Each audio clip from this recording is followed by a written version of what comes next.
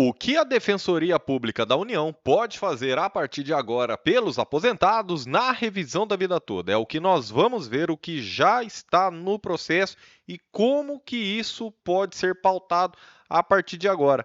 Vamos ver os apontamentos da Defensoria Pública da União que prestam serviço na sociedade que deve ser valorizado. Não podemos confundir DPU, Defensoria Pública da União, que defende os pobres e vulneráveis, inclusive os idosos, né?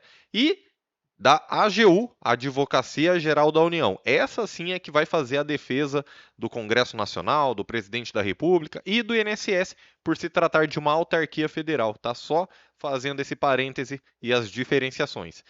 Nas ADIs 2110 e 2111, a Defensoria Pública da União se manifestou dessa forma. Ela trouxe que os embargos, né, do IEPREV, em apertada síntese, que acórdão embargado incorreu em clara contradição e omissão ao deixar de considerar os temas de repercussão geral 334 e 1102.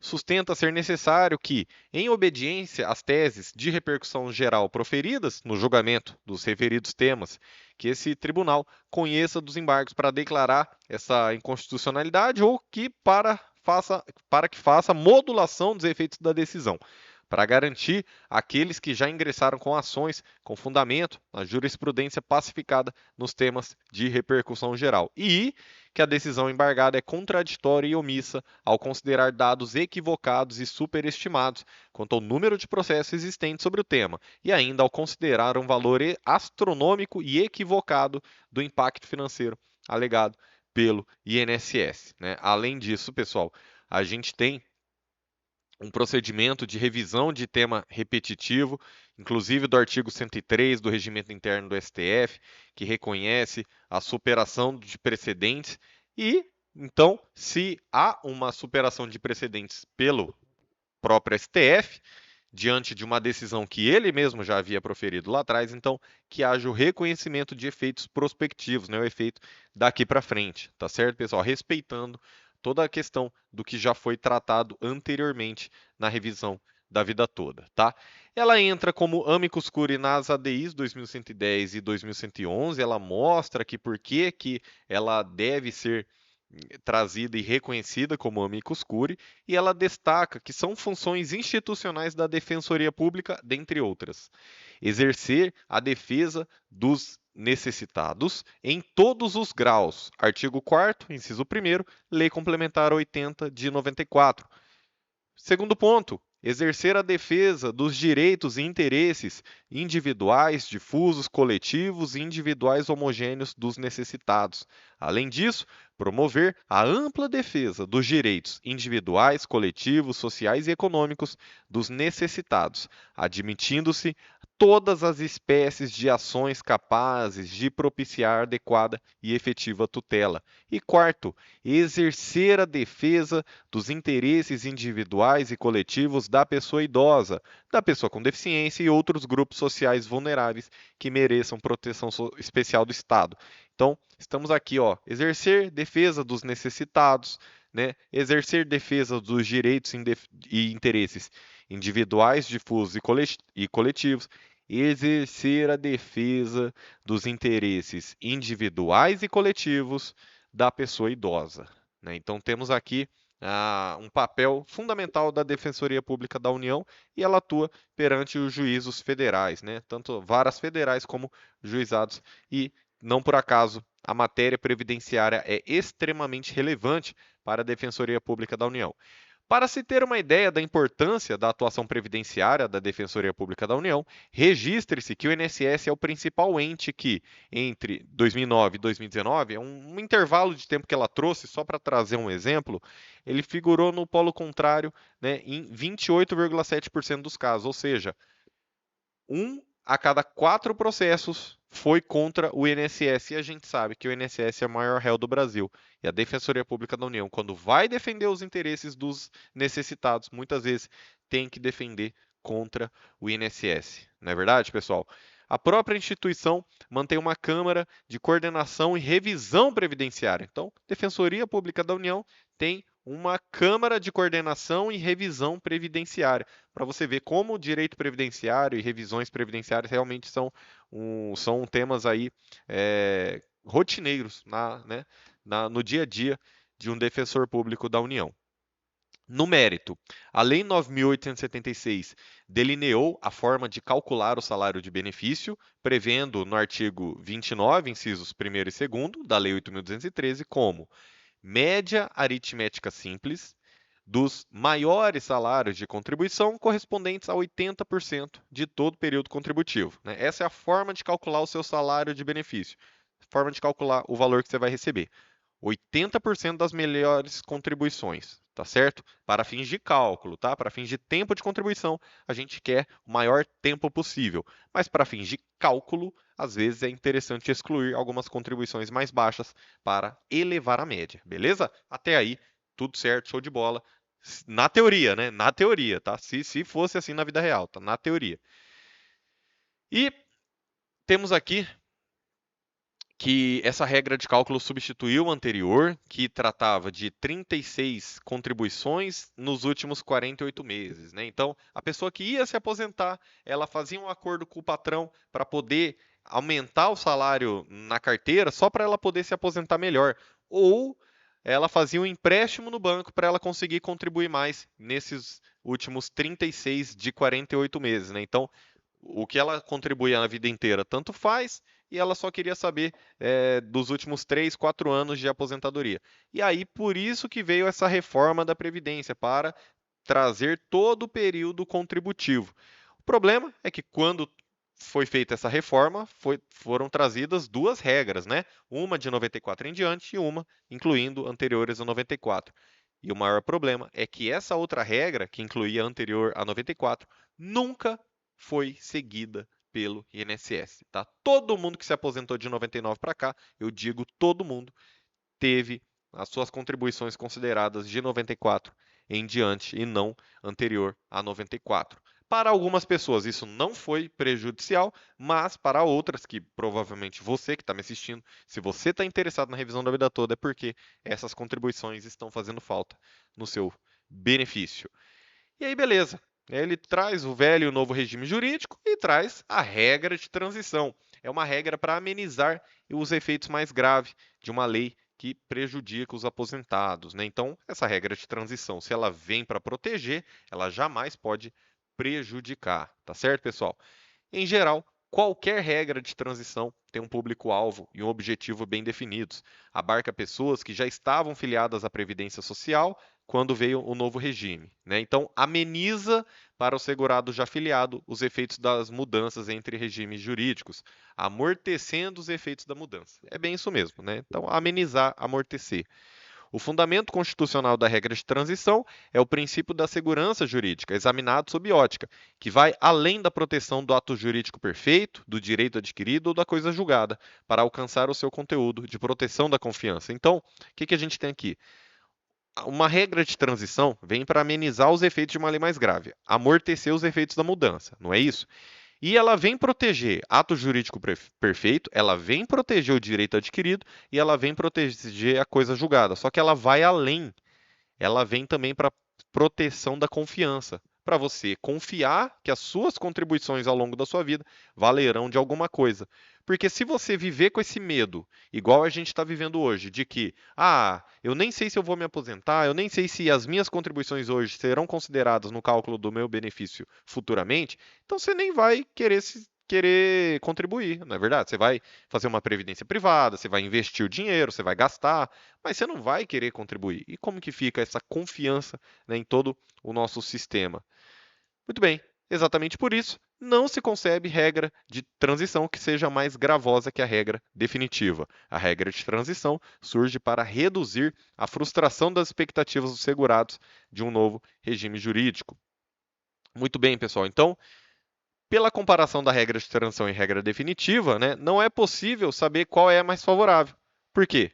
Porque essa definição depende do histórico contributivo do segurado. Então, a gente tem que deve ser aplicado a regra mais favorável ao aposentado. Só que como que a gente vai saber isso? Fazendo cálculo, né? Então, haverá situações em que uma regra é melhor do que a outra, depende do histórico contributivo do segurado, tá certo? Então, a regra de transição pode ou não violar o princípio da segurança jurídica. É por isso que você tem esse direito, desde que comprove que a revisão da vida toda vai ser melhor para você. E aí, em razão disso, entende a Defensoria Pública da União que a técnica mais apropriada a ser adotada é a de atribuir interpretação conforme ao artigo 3º da Lei 9.876 de 99, para que prevaleça somente quando se demonstre mais favorável ao segurado do que a regra definitiva, considerado o histórico de contribuições. Registra-se que essa Suprema Corte já teve a oportunidade de tecer críticas às regras de transição mais gravosas que as definitivas, né? Então, um julgamento em 2016, cujo relator foi o ministro Teori Zavascki, que Deus o tenha. Eu tenho certeza que o ministro Teori seria também um grande defensor dos direitos aposentados, não tenho dúvidas disso. Em sentido inverso, já foi reconhecido o direito adquirido à aplicação de regras de transição que se destinava a compensar o acréscimo ao tempo de serviço exercido por magistrados, membros do Ministério Público e Tribunal de Contas do sexo masculino, né? Então, quando teve essa equiparação, sexo feminino, sexo masculino, aplicação de regras de transição, aí sim privilegiou-se essa regra de transição destinada a minorar, a diminuir os efeitos de um novo regime jurídico. Então, quem foi o relator foi o Barroso. Ou seja, meus amigos, é isso mesmo que você está entendendo. Para magistrados que são juízes, membros do Ministério Público e Tribunal de Contas, aí sim, aí foi reconhecido o direito adquirido à regra de transição. E por que para os aposentados não? Né? Então, a Defensoria Pública foi muito corajosa de trazer esse julgamento aqui, que foi julgado em abril de 2020, ou seja, bem recente, né? Bem recente. E o mais relevante, de forma clara e específica, que essa corte analisou o ponto no bojo do recurso extraordinário do tema 1102. Está em negrito, falando que o tema 1102, sim, é que deve prevalecer, é que deve ser seguido, porque já foi julgado pelo STF. E em que pese o tema ainda não esteja definitivamente julgado, está pendente os embargos de declaração opostos pelo INSS, não se pode deixar de registrar a intenção no julgamento das ADIs de influenciar esse julgamento, né, pessoal? Até porque a gente sabe que originalmente as ADIs não tratavam da revisão da vida toda, pessoal. A gente sabe disso. Então, é um absurdo o que tem sido feito com os aposentados. Inclusive, teve toda aquela questão de pedido de destaque, retirada de destaque, depois foi, voltou. E aí, a composição do STF já não conta com ministra Rosa Weber, Marco Aurélio e Ricardo Lewandowski, aposentados, né? Então, pouco mais de 1 ano e 3 meses depois do julgamento de mérito do recurso extraordinário, eu sei porque eu estava lá em dezembro de 2022 no STF, 1 ano e 3 meses depois, nem foram julgados os embargos ainda no tema 1102 e a ADI já quer alterar esse julgamento, né, as ADIs 2110 e 2111, justamente porque 3 ministros se aposentaram. Então, esse julgamento das ADIs representou um isolado descompasso na jurisprudência dessa corte, que já acolheu tese do direito adquirido ao melhor benefício, então você tem o direito adquirido ao melhor benefício, isso já transitou em julgado, existem revisões do direito adquirido. Se você quiser uma análise completa, você pode pedir no WhatsApp do link do comentário fixado, ou o WhatsApp que sempre fica ali em cima, o DDD 61, tá certo, pessoal? E você vai ter cálculos, videochamada, vamos verificar erros, os documentos, ficamos mais, né, de literalmente um dia útil de serviço, né? Ficamos horas debruçados sobre o seu caso, tá certo? E ao final um parecer jurídico e havendo o direito, a gente pode dar entrada no seu pedido se você quiser, tá certo? Então, se você quiser uma análise completa, o WhatsApp no link do comentário fixado. Mas vamos seguindo, né? Porque você precisa saber que existem outras revisões que não precisa esperar o STF e muitas pessoas já estão recebendo essas outras revisões e a revisão da vida toda. A gente continua a luta, ninguém aqui perdeu o foco. Pelo contrário, a Defensoria Pública da União está falando que todos esses julgamentos do STF foram favoráveis, só as ADIs que foram contrárias, tá? E no tema 1102, aí tem gente que, opa, tem gente que não pegou ainda que é o tema 1102 que trata literalmente da revisão da vida toda. E é o tema 1102 que tem ainda julgamento presencial a ser pautado no STF. E a Defensoria Pública da União direcionou ao ministro Alexandre de Moraes essa manifestação para entrar como amicus curiae, como amiga da corte. Nas ADIs, o Nunes Marques já aceitou. E agora falta só a confirmação aqui da Defensoria Pública da União. E ela até fala, né, olha, essa manifestação no tema 1102, tá, não se centra nas críticas que poderiam ser levantadas contra a tese das ADIs 2110 e 2111, mas não se pode deixar de registrar uma nítida preocupação de influenciar o julgamento do recurso extraordinário. Tá certo, pessoal? Então ela fez aqui as críticas nas ADIs e, para não perder o foco, ela vem no tema 1102 e fala que, por mais que fosse mais amplo o objeto das ADIs, né, preocupou-se em focalizar a declaração de constitucionalidade, antecipando as consequências, a nosso ver, errôneas, que daí adviriam. Então, a Defensoria Pública da União fala que as consequências que o STF quis trazer nas ADIs, ao, ao entendimento da Defensoria Pública da União, são errôneas, estão erradas, tá certo? Não pode retroagir, não pode ser feito o que foi feito, sem no mínimo garantir o direito adquirido do aposentado, né, pessoal? É difícil, né? É difícil, mas olha esse fundamento jurídico que isso aqui vai prosperar. Eu tenho certeza que isso aqui vai prosperar, porque está pautado na Constituição e está pautado na segurança jurídica. Olha aí. No julgamento das ADIs 2110, 2111, é possível identificar um desvirtuamento da questão de ordem, né, que definiu que, se houvesse pedido de destaque, os votos lançados, né, de quem deixou o cargo serão válidos. Ou seja, você usou as ADIs para modificar o entendimento e os votos de ministros já aposentados no tema 1102. Isso aí é um desvirtuamento dessa questão de ordem, pessoal. Além disso, no recurso extraordinário, né, definiu a tese, tem o direito de optar pela regra definitiva, se for mais favorável, 6-5, com os votos do Marco Aurélio, Rosa Weber, Lewandowski.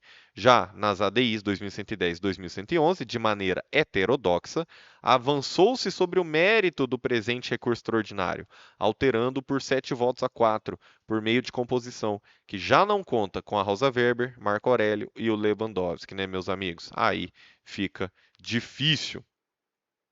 Então, a Defensoria Pública da União traz as seguintes considerações, traz alguns argumentos ali semelhantes com a outra manifestação nas ADIs, tá certo, pessoal? E ela fala que em 2016, né, admitiu-se a excepcionalidade do caso concreto, um artigo que poderia paralisar a incidência de outro artigo. No presente caso, paralisar esse artigo 3º em favor da regra definitiva, como já exaustivamente examinado no acórdão embargado, dentre outros ditames constitucionais, ao princípio contributivo, princípio da igualdade, princípio da razoabilidade, bem como objetivo fundamental de reduzir as desigualdades. Além disso, é necessário ter em conta que os embargos de declaração que estão pendentes de julgamento sequer poderiam conduzir a um reexame de mérito. O Alexandre de Moraes falou isso também. O escopo é mais restrito, a infringência absolutamente excepcional. Então, no acórdão embargado do tema 1102, aqui estamos no tema 1102, viu, pessoal? Não se identificam quaisquer hipóteses que autorizariam a oposição do desembargo. Então, o INSS, no tema 1102, ele sequer poderia ter entrado com esses embargos de declaração. Por quê? Vamos lá? Embargos de declaração serve para suprir omissão, obscuridade, contradição ou corrigir erro material. Por outro lado, a tese firmada nas ADIs 2110 e 2111, mesmo que estivesse correta, o que se admite apenas para argumentar, não infringe o acórdão dos presentes autos. Ou seja, meus amigos, o que foi julgado lá nas ADIs não vai afetar o tema 1102. Você tem que estar comigo nessa luta, meus amigos. Já se inscreva aqui, é de graça, vamos juntos. A Defensoria Pública da União está fazendo o papel, está todo mundo a favor dos aposentados aqui. O STF precisa confirmar o que já decidiu em dezembro de 2022, pessoal. O que foi decidido nas ADIs não vai infringir, não vai influenciar o tema 1102. Não pode, isso não pode acontecer. Vamos juntos, está na reta final. Eu sei que você está cansado, mas vamos juntos, meus amigos. E de fato, a prevalência da tese firmada nas ADIs, infringindo o acórdão dos presentes autos, o que se admite apenas para argumentar, representaria o estabelecimento de uma contradição externa e não uma contradição interna, que é exigida para cabimento e provimento dos embargos. Então, lembra, você pode entrar com embargo se tiver contradição. Só que tem que ser uma contradição dentro do processo. E o tema 1102, a revisão da vida toda, ela foi linearmente sendo concedida de forma favorável para os aposentados, né? Tivemos o STJ de forma unânime, tivemos o plenário virtual do STF, faltando 15 minutos. Nunes Marques pediu destaque, reiniciou o julgamento, demorou mais 8 meses, e plenário físico do STF também julgando, tudo de forma linear, tudo, né, mantendo uma linha de raciocínio, tá certo, pessoal? E o pronunciamento do STF nas ADIs, evidentemente, não vincula o mesmo plenário. Então, ausentes as hipóteses dos embargos de declaração, não há como ceder a tese lá fixada. Ou seja, meus amigos, os ministros que votaram as ADIs 2110, 2111, Flávio Dino, né, o voto do Zanin e tudo mais, é, é um plenário lá nas ADIs e é outro plenário, são outros ministros no tema 1102. Tem que ser levado em consideração o que a Rosa Weber, Lewandowski e Marco Aurélio votaram, tá certo? Então, conclui-se que a tese firmada no julgamento das ADIs 2110 e 2111 não tem o condão de interferir no julgamento dos embargos de declaração opostos pelo INSS. Registre-se que a tese firmada nas ADIs representou um isolado descompasso na jurisprudência dessa Suprema Corte. Já acolheu a tese do direito adquirido ao melhor benefício, admitiu cálculos de proventos da aposentadoria segundo o quadro mais favorável e a gente sabe, né, pessoal? A manutenção do acordo embargado representará o alinhamento à jurisprudência dessa Suprema Corte. Ou seja, é só manter o que foi decidido em dezembro de 2022 e não tem erro, tá certo? Então, Defensoria Pública da União fez a manifestação e reitera o pedido de consideração para que seja admitida como amiga da Corte. Ela já foi admitida nas ADIs e quer ser admitida também no tema 1102. E eu quero que Deus te abençoe grandemente. Vamos juntos, faça parte dessa luta, se inscreva no canal e compartilhe os vídeos aqui, pessoal. A revisão da vida toda não acabou. Eu creio numa vitória ainda este ano para a gente poder passar um Natal muito mais feliz com a nossa família. Eu creio na vitória. E eu quero que Deus te abençoe grandemente e Deus te conceda a graça da saúde para você poder aproveitar esse dinheiro em vida com a sua família. Se você crê, comente amém. Muito obrigado e até a próxima.